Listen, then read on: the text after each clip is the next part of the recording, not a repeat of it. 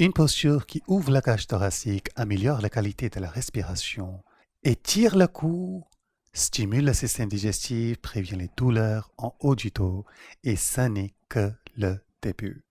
Souvent, on va le présenter comme une posture pour les débutants.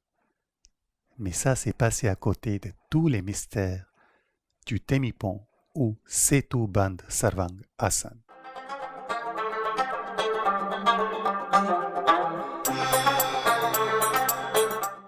Namasté, je suis Pankaj, fondateur de Yoga Laboratorium, le site où on va bien au-delà des asanas. Mais aujourd'hui, on va parler d'une asana, Setu Bandha Sarvanga Asana.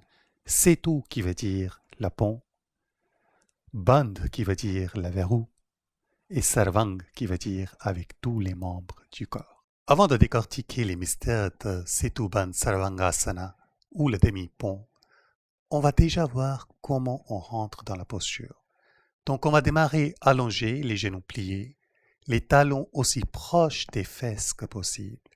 Prenez le temps de bien écarter tous les orteils, créer une base qui est large, stable. Posez les mains sur les côtés. Tournez les paumes vers le sol. Un léger rétroversion du bassin, comme si vous essayez de pointer votre coccyx vers les genoux.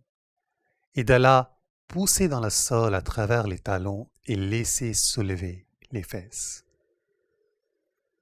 Essayez de les soulever autant que vous arrivez. Pensez à tirer vos ischios vers les fesses. De là, rentrez les mains dans le dos, les doigts interloqués comme ça. Les épaules en arrière, loin des oreilles. Essayez d'approcher les mains autant que vous arrivez de vos talons. Gardez les triceps bien actifs. Et sur la prochaine inspire, laissez soulever le sternum vers le menton. Autant que vous arrivez de nouveau, base de yoga, ne jamais se faire mal. Setu Bandha Sarvanga Asana. Ça paraît très simple comme ça, mais il y a plusieurs choses qui sont en train de passer dans cet asana. Cela démarre avant tout ici. Alors si vous regardez, pour l'instant, les genoux de Camille sont légèrement en avance comparé à ses talons. Notre but sera de les aligner précisément au-dessus des chevilles. Toujours penser à garder une légère rétroversion du bassin, donc le coccyx, c'est comme si on l'étirait vers le genou. C'est ça qui va permettre de activer les fesses sans devoir les contracter. Troisième partie qui est importante, c'est ici. On cherche vraiment un étirement des muscles abdominaux. Donc pensez à descendre vos côtes vers le bassin. Ça va générer plus d'étirement dans l'abdomen. Cherchez la longueur au niveau du cou. Et ensuite, essayez d'amener le sternum de nouveau vers le menton. Dernière chose, la partie où on fait très peu attention, c'est au niveau des mains. Setu Bandha Sarvanga Asana, donc tous les membres du corps sont incités à travailler. Activation des triceps est très très important. Pareil, les épaules en arrière, loin des oreilles, mais relaxées. Le haut du dos pose fermement sur les épaules. Si vous voyez, déjà on commence à contracter la gorge un peu dans la posture. Ou plutôt on commence à faire un verrou de la gorge qui s'appelle Jalandhar Bandha. Pareil, un deuxième verrou est incité à être fait.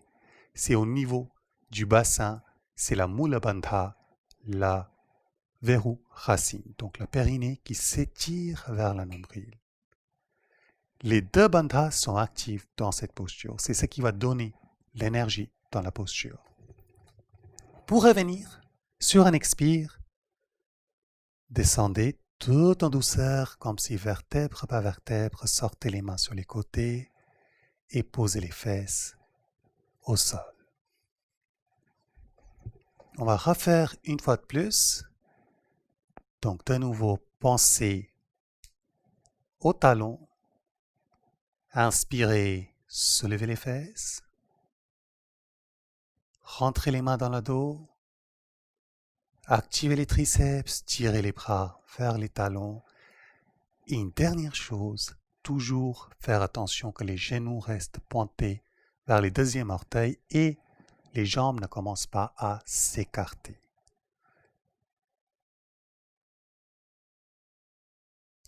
Expirez et descendez.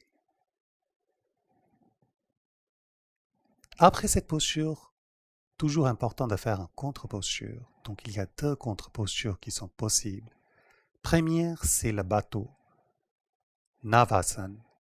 Donc, Camille, sur un expire, assis-toi. Si vous avez la force dans les abdominaux, vous pouvez étendre les jambes ou vous pouvez les garder genoux pliés. Et deuxième posture, c'est Matsyasana, le poisson. Là, on va faire une variation simple de Matsyasana où on va chercher à donner la longueur dans la cou en tirant les épaules en arrière loin des oreilles. Et sur un inspire, à travers le bassin, cherchez l'extension.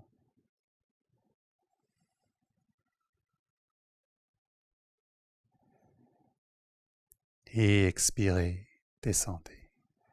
D'ailleurs, faire la contre-posture avant de faire la posture aide aussi à mieux rentrer dans la posture. J'espère que cette vidéo vous aura aidé à mieux comprendre Setu Bandha Sarvangasana. Si la vidéo vous a plu, mettez un like, abonnez-vous à la chaîne et n'oubliez pas, il y a un newsletter dédié aux professeurs de yoga ainsi qu'à toutes les personnes qui souhaitent affiner leurs connaissances, approfondir la séance de yoga qui est envoyée une fois tous les 2 semaines, les vendredis matins. Vous trouverez le lien pour vous inscrire dans la description ou sur le site de yogalaboratorium.com. Avec la vidéo, comme d'habitude, il y a un article que vous trouverez également sur le site internet de yogalaboratorium.com. Ça va vous aider à mieux approfondir vos connaissances dans cette posture, aller au-delà de ce qu'on a pu montrer dans cette vidéo, et vous trouverez aussi d'autres exercices qui vont vous aider à améliorer votre corps dans la posture, ainsi que mieux comprendre la partie mentale, psychologique de la posture. Avec cela, je vous souhaite à tous une excellente journée et à très bientôt. Namasté.